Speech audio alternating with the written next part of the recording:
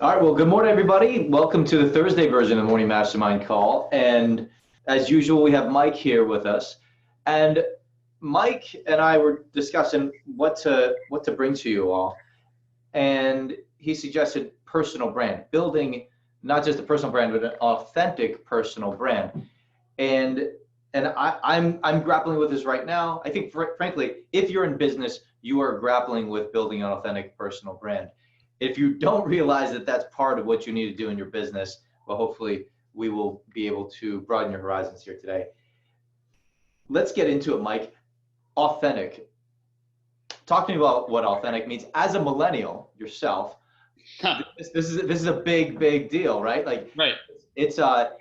Millennials sniff out this stuff online when there's not an authentic brand. What does authenticity mean? Right, and I think what it is that who you are perceived as is a reflection of the reality of your professional talents, right? Like, it's not that that those two things are in complete alignment. Right. I think that there's especially the way that we prefer to do business, many of us on this call, it is a very authentic way of doing business, right? We have a lot of impatience. I'm talking generally, but I think this is true for most people. We have a lot of impatience for folks who talk a really big game, but they do not have the professional skills to back it up, right? Or they don't have the integrity to back up what they say, which is even worse in some ways, because you can fumble through things, but if you don't have integrity, and it doesn't match with what the game that you're putting out there online, in particular these days, then it comes off as totally inauthentic, and it's a huge turnoff. And it is that is no way to to build a network. It's no way to climb the influencer pyramid. It's no way to surround yourself with other influencers, because you just have nothing to trade with the market at that point if you're inauthentic, if there is that disconnect. So am I hearing that this is much deeper than just a personal brand online, what you're putting out on social media? This is a much deeper topic. Right, because I think that they're one and the same. I'm not discrediting the idea of building a brand on social media, but I think you have to understand what your personal brand would be if Facebook and LinkedIn, didn't exist. If Mark Zuckerberg had never been born, right? Like, you have to think of if I did not live in this media environment, who would I be known as, right? And we can look for examples, right? So for me, my example is, even if I didn't have, if no social media existed, which would be a wonderful world, honestly, if it all went away tomorrow, I would still want to be known as the foremost expert in accounting for real estate teams and brokerages, right? So like if someone were going to look up, if I had in the age of blogs back in 2005, that's what I would have been. That would have been my blog, right? And if you need help in that specific thing, you simply can't afford to call anyone else, because you might get a worse outcome. Right? So that is the personal brand that I want to build. And then what do I do to back that up, right? I back that up by actually becoming every day more and more of that ideal, that person, right? It's not, I don't get to a point and arrive where now I am the expert. No, I have it's a grown. Constant battle. I make mistakes constantly, right? I am working things out. I ask for advice, right? It's something that I did in the past. I realized it's not really a sustainable way of doing it. It actually creates more confusion. So, I'll go back and change it. So on the technical side, I'm constantly getting better. On the system side, I'm always looking for upgrades to the systems that I currently have in place for my clients to make that experience more seamless. I'm always looking to save time for people. And then I'm always looking to increase my advice, right? To ask better questions, to become a better coach for my clients' profit margin. So my personal brand is that I want to be the foremost expert, right? And that's what I have to do in my professional life, right? That's what I have to become my professional life. And then that's also what I have to present on, if I'm doing any marketing, I'm doing any social media. So and that comes off totally inauthentic when you're not, when that pursuit of excellence in your craft, as you're talking about it, is not authentically pursued. So right. maybe that's the first domino, is if you're going to put yourself out there as something, you have to pursue it daily. Right. So like this is, I think it's a good example. We have Pat and I have an uncle who's a CPA, and he has absolutely no marketing to speak of, but he is tremendously good at what he does. Right. He has, you can essentially trust any of the advice that he gives. He's a CPA and a financial advisor, and he has spent years and decades building up this knowledge base, right? And he has spent hundreds of thousands of dollars networking, like spending money to be in networks of people he can go to for advice to learn, right? Because that is what you can see, that's what he desperately, desires for his clients, is their success, right? And he knows that he has to back that up. So his personal brand, even though I've never seen any of his social media posts, and he has a pretty plain Jane website, is like, he's the guy. So if you know him, he's the guy who you can go to for essentially any financial accounting issue, right? For wealth building advice, and he will be able to give it to you. So I think that's what all of us in real estate need to strive for, right? Especially as attention gets sucked up online by everyone who's doing marketing at a scale that it's almost impossible for an individual agent to replicate, or an independent brokerage to replicate. We've been talking about this whole time. What is our what's our competitive advantage? Our competitive advantage is that we can build authentic, personal brands. We can invest into ourselves. Right. And that stuff never gets old. That stuff never gets stale, right? Talent always gets recognized. Professional excellence always gets recognized. So there's this daily pursuit of the craft in order to authentically be able to promote yourself as such. It seems like right. we're definitely in an industry where oftentimes the lead generation concept hits before the excellence of the craft. And, right. and there's a reversal there. What I'm hearing is that gets sniffed out. When somebody says, hey, I'm the best thing since sliced bread, and they just arrived on the scene, that's almost impossible for that to be the case. And that gets sniffed out really fast. It's interesting. I asked a friend of mine.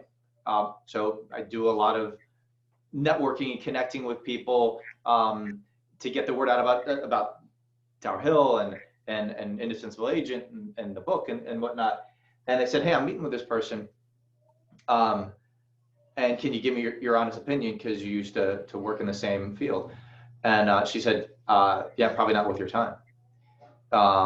This person, and it's interesting. So she's very, very bright and a great analyst of companies. And she had gone back to see what this person's track record was prior to them even working together. She said, you know what? He took that company and their revenue went down by 25% each year. And he stripped it clean. She said, I don't think he's going to be a good resource for it. As a friend, I just want to make sure you understand that that's where it is. And then, when I worked with him, unfortunately, he wasn't able to deliver on these things. Okay, talk about a personal brand issue, right? I know nothing about this person except that I was introduced, go get coffee, and I ask advice. And the first time I ask advice about whether this person, how I should approach this person, I hear that's a destructive personal brand. And I asked somebody in confidence, who I trust deeply, and she said, yeah, unfortunately, this is the case. And she even said later, I hope I'm not being too harsh, but I wanted to give you the reality of it. Imagine that for your own business. Imagine if that was, without social media, that was what was being said about you and your business. That would be a really, and unfortunately, this person has been in business for a number of years, but that is this person's personal brand, Right. and it's really unfortunate. So I really like, and what she pointed to was the track record of this person's craft. Right. And I also think that, I mean, to go back to something that you said, Pat, earlier, is that, the industry has a tendency to focus on lead generation before acquiring the skills and the professional expertise that you need. And I do think that it's not for lack of a reason there, that you need revenue to survive in any business. And all of us at a certain point were very green in this industry. Every single one of us was extremely green in this industry. But we worked really hard to get the best results, and we didn't know exactly what we were doing at the time. And you look back, you're like, I can't believe I said that. I can't believe I did that. But Mike, I think being green or always feeling green is part of being authentic as well. That's true. I can't tell you how green I feel at some points. In some ways, because if you don't feel green in some way in what you're doing, you're not pursuing anything that is stretching you. Right. You haven't, proverbially arrived ever. Right. And that's okay. Right. Good. Like, people who haven't arrived are real people. Yeah. And so to take this sort of personal brand, idea, I think there are three sort of points, if you're going to like write anything down and say, okay, this is how I'm going to think about my personal brand every single day. I think the first is you got to choose a fairly narrow niche market that you want to, attack. Right. So, you have to and that means defining your audience. So for me, I know exactly the revenue of the audience that I want to reach out to, right? I know who they are. I know what kind of business they're in. I know the revenue that they do. Those are the people that I want to work with. And everybody else, sorry, like it doesn't make sense for me to take you on. So for us in real estate, how do we narrow down the niche market that we serve, right? So is it builders? Is it B2B relationships, right? Is it particular influencers in a particular marketplace or a neighborhood, right? So you got to choose that. You've got to create those relationships, right? So once you choose it, then you have to, knowledge doesn't just, or that knowledge doesn't get you somewhere. You actually have to go and create those relationships, right? And creating those relationships becomes much easier when you're actually good at what you do, right? So it's not just a matter of like, okay, so for me, I've got an audience, but I know that I don't have as many relationships as I should in that space. If I'm being honest about my assessment, I know that I don't. And I think most of us are honest about the assessment, realize, I don't have enough relationships, or I have a lot of relationships, but they're not exactly what I need. They're not the right type. And then I think you basically have to say, okay, once I've forged these relationships, I have to constantly keep cultivating them. I can never, like you were saying, Pat, be green about or feel like I've arrived with my relationships. They constantly need nourishing. They constantly need cultivating, right? It's like you never allow a relationship with your child or your spouse to just feel like, oh, it's arrived. Like, she knows that I love her, my daughter, Sophia, she doesn't need another hug or a kiss from dad because I gave her one, last week. So she's got it, right? We like love, that sort of nourishment it only lasts for a certain amount of time, right? So we work with lenders, we work with title companies, we work with lots of good folks, contractors and stagers and things like that. And as soon as we feel like they have treated us as if we've arrived and we're just sort of like they're owed the business from us, Mm-hmm. We typically are open to another relationship. I think, I can think of one particular example, of a lender relationship that Yeah. went that way. It was like, well, you owe me this. Like, Right. actually, no, I don't. I don't owe you anything, right? And so we can't treat our relationships like that. We can't. We Right. can't think of any of our referral sources, any of the folks that we work with who are influential. We can't just treat them as if they're as if they're gonna last forever. It just doesn't. So those, Yeah. I think that's So sort you of have to constantly win the relationship. You have to yeah. constantly, relationships that are constantly trying to win me on a, not just on a personal level, but when it comes to business, on a business level. And I'm not talking about wine and dine me or anything like that. I'm talking about deliver for my clients. Like you were talking about the craft. I think this is the first piece here. I've got a whiteboard that I don't know if you can see or not, Mike, but first piece is the you if the people that you're building this with, that sort of the cohort that you're building around yourself, is not adding to your personal brand with your clients. And those clients are going, this was an awkward situation, or they're putting you in awkward situations to choose them for anything less than their excellence at what they do, then it's not a good fit, because your network, the people who want to give you business, will sniff that out really, really fast. I think that's awesome. So just to reiterate, that pursuit of the craft is sort of almost the prelude to everything else. Number one of your suggestions is really choose your audience, and go for broke on those relationships is really the second thing, right? Totally immerse yourself, pour yourself into those relationships. You can't have, there's no such thing as an authentic relationship where you're not all in. There's not a marriage of convenience here. This is, I'm here, I'm going whole hog into this relationship, and you can rely on me. And then the third is a constant cultivation of that relationship that really kind of brings us back to the final one. When it's in business, it's all about not just, I think I don't want this to sound like, hey, what have you done for me lately? Right? That may be, I think that's too mercenary an idea.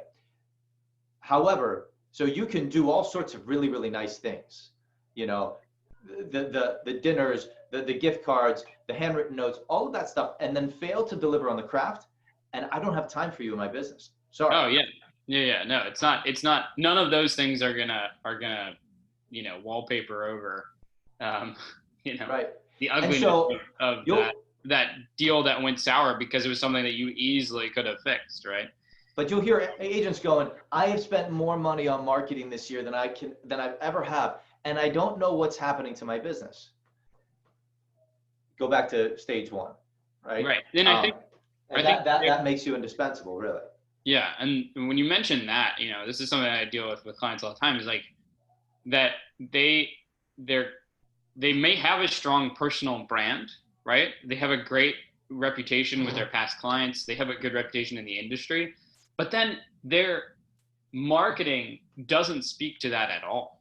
Right. Right. It has nothing to do with the cultivation, because they don't think about it that way. They don't think, okay, this is my niche and I need to just go and keep attacking this niche. They think, all right, I got to do all sorts of stuff. Like I've gotten to a certain point, and now to grow, I should abandon what got me here, and I should just grow in all of these disparate ways, right? That's when people really start to get in trouble.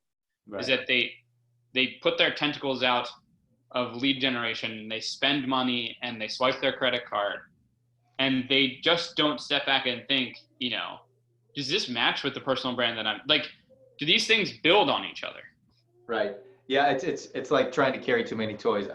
Anna, who my 2-year-old, almost 3 this month, she's got this thing that she's been doing recently. She'll go around, and Max, who's just under her and just started walking, likes to play with toys, and she believes they're her toys. So she starts to pick the toys up in her arms and try to walk out of the room so that he can't have them.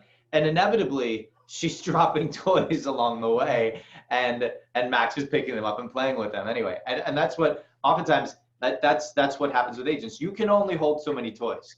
Pick one, enjoy the heck out of it, understand it really well, and enjoy it, and let other people enjoy their toys as well. Right.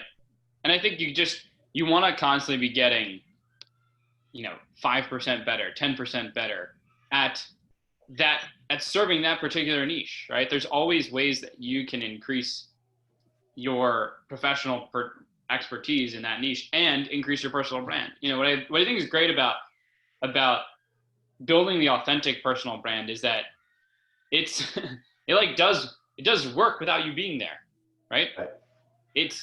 People will say things about you without you even being there.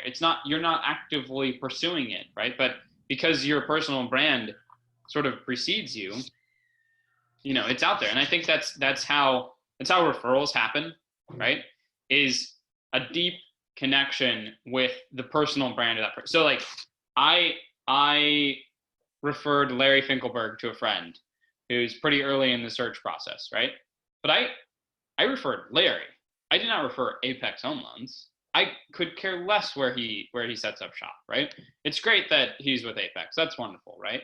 But if I were going to refer, a contractor, I do not care what they call themselves online. I'm trusting the person. I'm trusting the human being, right?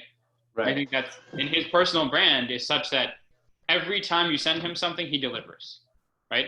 He's never not replied to a referral that I've sent. I've probably sent in the last 2 years, just to my personal friends, 6, 7 referrals. Every single time. He's followed up quickly. He's gotten on the phone. And every single person has decided to work with him. Every single person. And he makes you look great because he's an extension of you. Right. It's like, and what's funny is like, that's not even my connection originally. That was your connection originally, right? But you trusted him and he won the trust of everyone around you, right? In so many ways. And many of us have those people. And here's the other thing. If you don't have someone like that, what a great business building exercise. If you don't have somebody like that in each different industry that someone might come to you for a referral, what a great business building exercise to go and find those people who are bulletproof. Absolutely. Go Mike, ahead. Just how do we translate then? Maybe we could take the last bit of the call here, and how do we translate what we know? Let's assume that you're a person of great character, that you've built that you're excellent at your craft, and you're constantly pursuing that.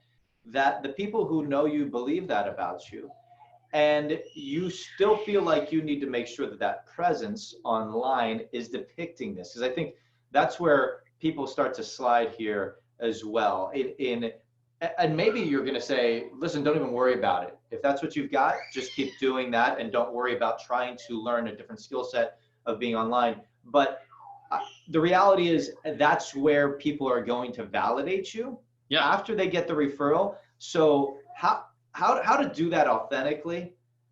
What tips do you have? Because every person is different. What should people? Yeah, and I'm no great social media expert. I'm not a rube when it comes to social media, but I'm certainly not somebody who has spent any serious time trying to develop the craft of using social media. So like, I'm great at accounting. Like, you have an accounting problem, I'll figure it out, right? There's almost nothing you could throw at me that I couldn't figure it out. But you could give me a social media issue and I'd be like, So no one's referring me for social media advice. But what I would say, and the things that I have heard, things that I have witnessed work, is incredible consistency. So if you're choosing to do it, right? If you're choosing that as a channel to reinforce your personal brand, you have to do it consistently, right? And I am guilty of extreme erraticness when it comes to trying to build a personal brand on social media. So don't think I'm coming at this from look at me. Definitely not that. But the people that I do see having success, they're super consistent, right?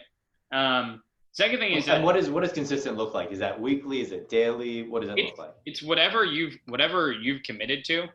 right? Whatever schedule you've committed to, you commit to that schedule and you do it, Right. right?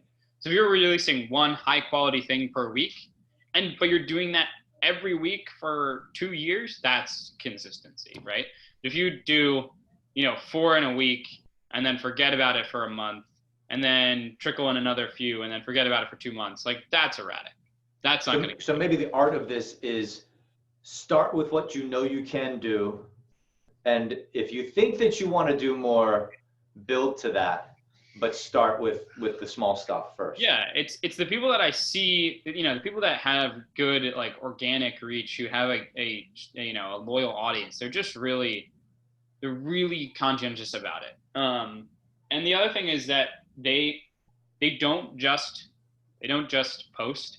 They are very active listeners and contributors to the conversation, right? So they are going out and seeking out specific people that who also generate worthwhile, thought-provoking content, and they're contributing to the conversation there, right? And that is really, if you've ever read the comment section like on Inman, there's some really thoughtful people on there. There's lots of not thoughtful people on there, but there's some really thoughtful people on there. And there have been times where I've thought, that person has such a unique outlook on it. I'm going to click on their profile and see what they do, right?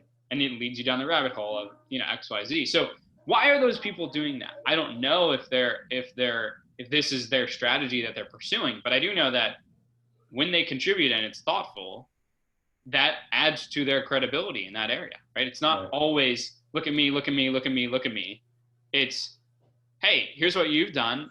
I really like that. Have you thought about it this way? Or I disagree, but I'm going to do it respectfully, and here's why. Here's my thesis. Just sort of don't be a wallflower. If you're at the party and you've chosen to be at that party, don't be a wallflower at the party. Right, and I think some people this happens more naturally. Some people it takes deliberate effort, right? I think it's for me.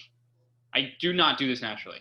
I despise social media. I have no apps on my phone, but I know that there would be fruitfulness in it because I do think I have things to contribute to the conversation. I have a fairly good understanding of my audience, so I would know where to start. I would know where to start commenting. I would know who I want to connect with on LinkedIn. For all of us, you've done this analogously though. In even though you're not big on the social media, you've found people in the conversation who are influential, who you can add value to. You've gone and done that, and they become advocates for you, and they've opened up their network, their social network, if you will, or their physical network to you. Right. And the same is true online. Mike, you gave me some advice not long ago as well, and I think this is very, very apropos, that you should pick the platform that best suits you. Some people are Twitter people. That's the best platform for you. Some people are YouTube people. That's the best vehicle to arrive to the party through. Some people are better LinkedIn folks. You told me, listen, LinkedIn's the thing. Like if you're gonna trade with the marketplace, that's the vehicle for you. And you're not a Facebook or an Instagram guy. Definitely not an Instagram guy. Just I missed the boat on that. Yep. So I don't even know how to log into my Instagram account. I don't think you have an Instagram. That's totally possible as well. Yeah. So and we're up against it here, so maybe we find a word here. But I do think that Gary Vee has a video called the $1.80 strategy on LinkedIn. So look it up. And it's not actually spending money, but it is about giving your 2 cents, and you're supposed to do it 90 times. So that's how you get to $1.80. I thought it was good advice. Everything that Gary Vee he takes to the extreme. So maybe you don't take it to the extreme, but it's the consistency is what matters. Awesome, Mike. Thanks, man. This has been a blast. I think a lot of good advice. And I've got a lot of good notes here on the whiteboard for anybody watching. So we'll be back on next week with Mike and the whole crew starting on Monday again. If you need anything in the meantime, folks here at Tower Hill, you know where to reach us. Have an awesome weekend. Thanks again, Mike. See ya.